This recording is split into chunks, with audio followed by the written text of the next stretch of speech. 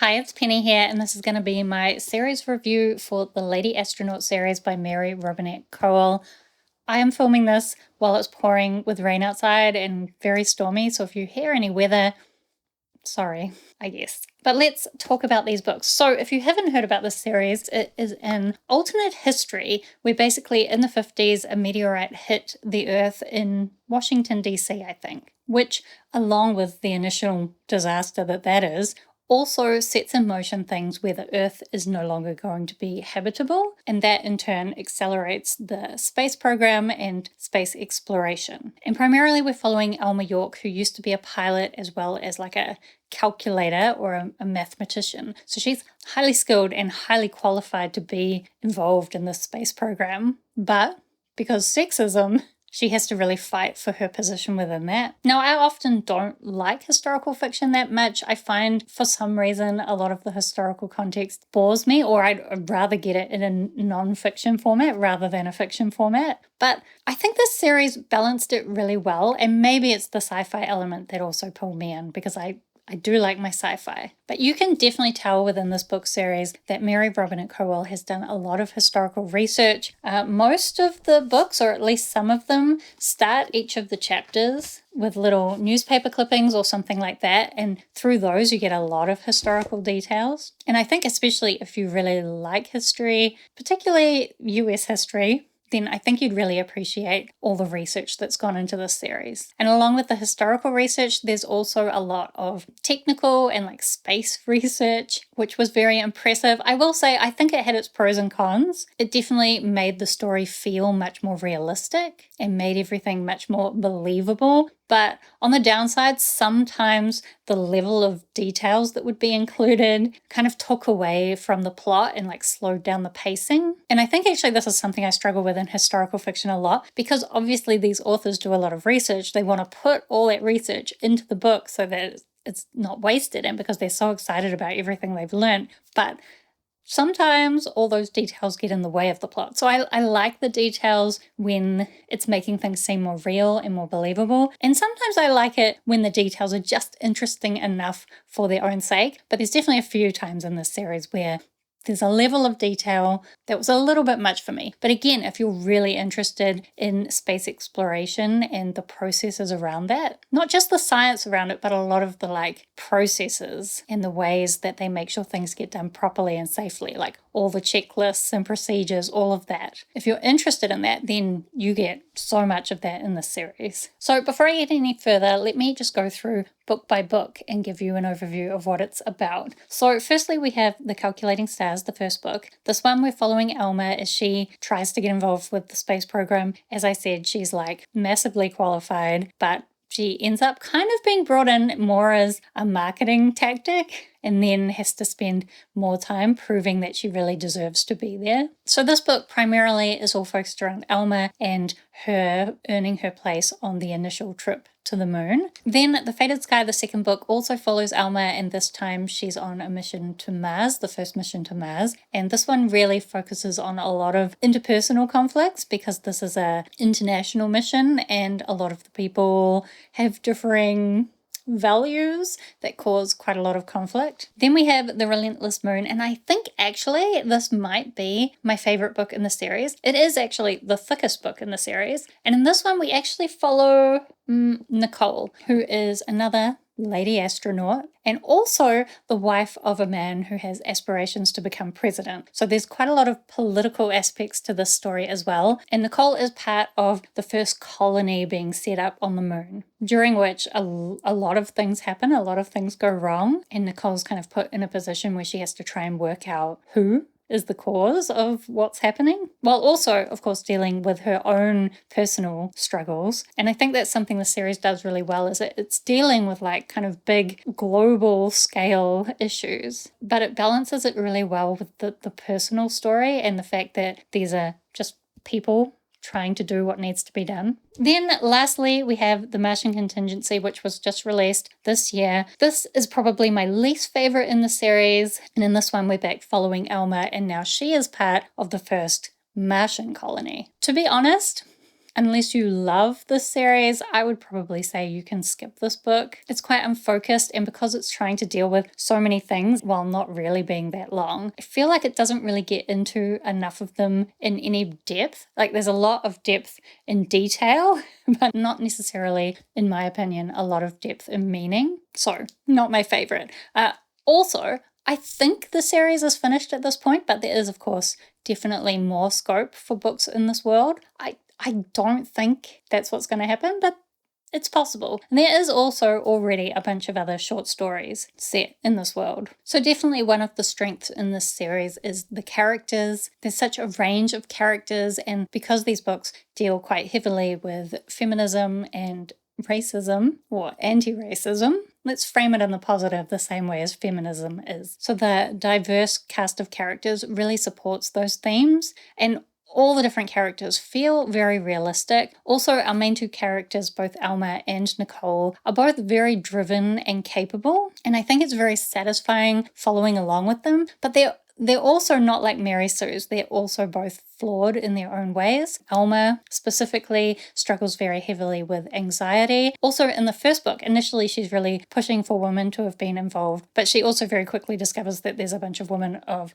color that are being left out when they also are incredibly qualified. And it does a nice job of kind of representing this idea that you can be struggling for equality, but also still be relatively privileged compared to other people. But even though Alma doesn't necessarily always get things right immediately, she's always trying to learn, which I appreciated. With Nicole, she again is very capable, but she struggles with anorexia and also doesn't always get things right straight away. But I think that makes both these characters very relatable.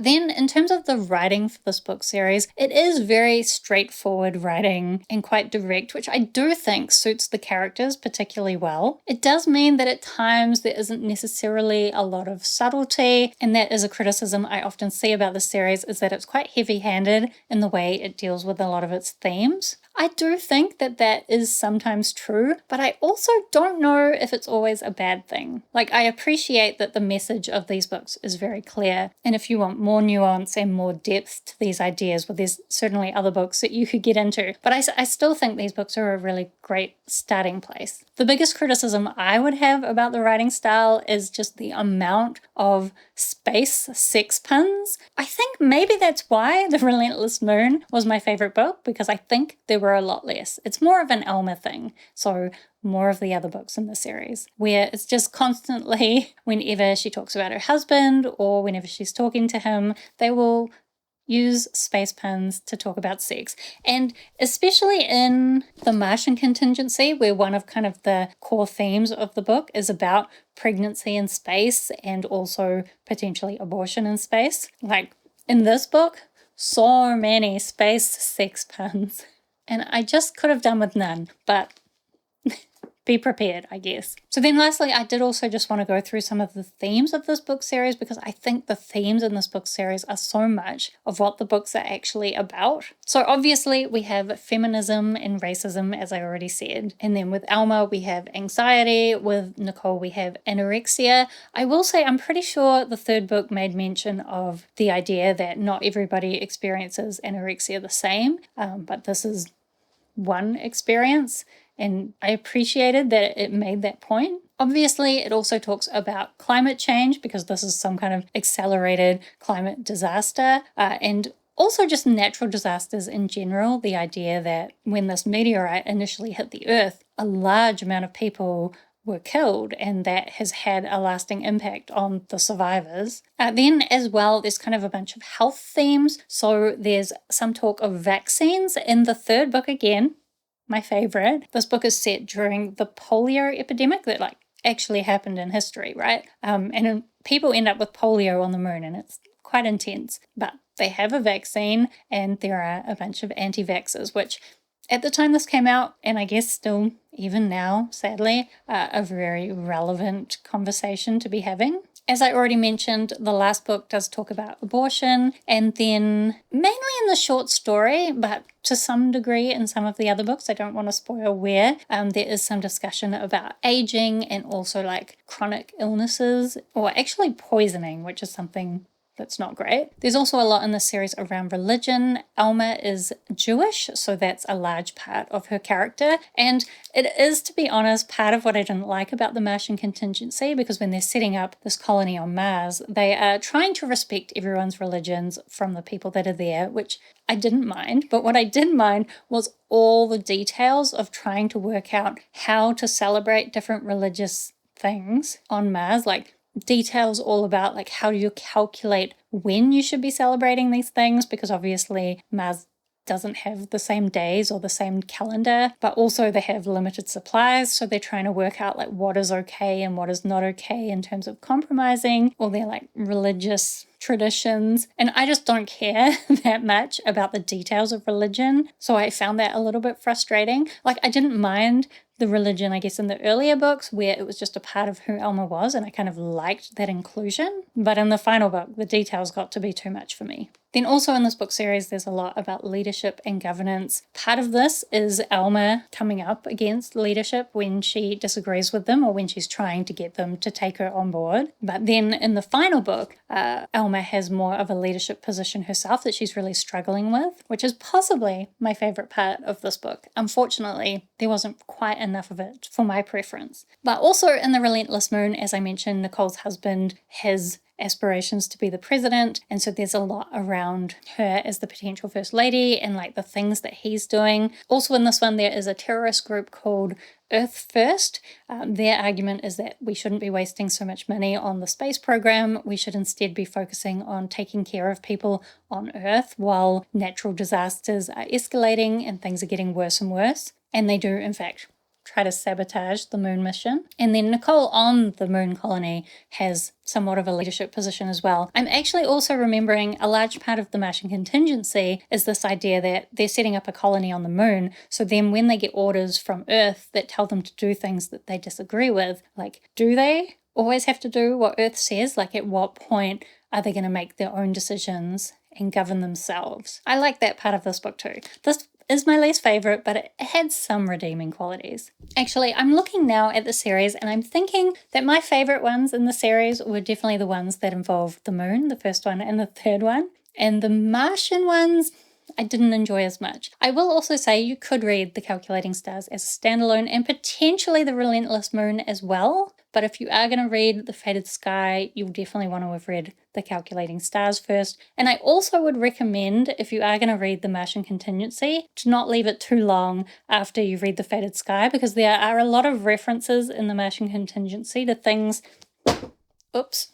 There's a lot of references to things that happened in The Fated Sky in The Martian Contingency, and I had left it several years, so I struggled, I think, to keep track of some of those, and I think I would have enjoyed it more if I'd had less of a gap. But there was also a very big gap in publishing dates, so this one was published a lot later than this one. Also, you could probably skip The Relentless Moon, but I wouldn't recommend it because it's the best one in the series, in my opinion. Anyway, do let me know if you've read this series, if you have any differing opinions, or if you agree with anything I said. I would love to chat with you about the series down in the comments, or let me know if this is a series that you're interested in reading if you haven't already. Do subscribe if you'd like to see more of my bookish videos. Otherwise, thank you so much for watching. I hope that you are doing well, and I will see you next time.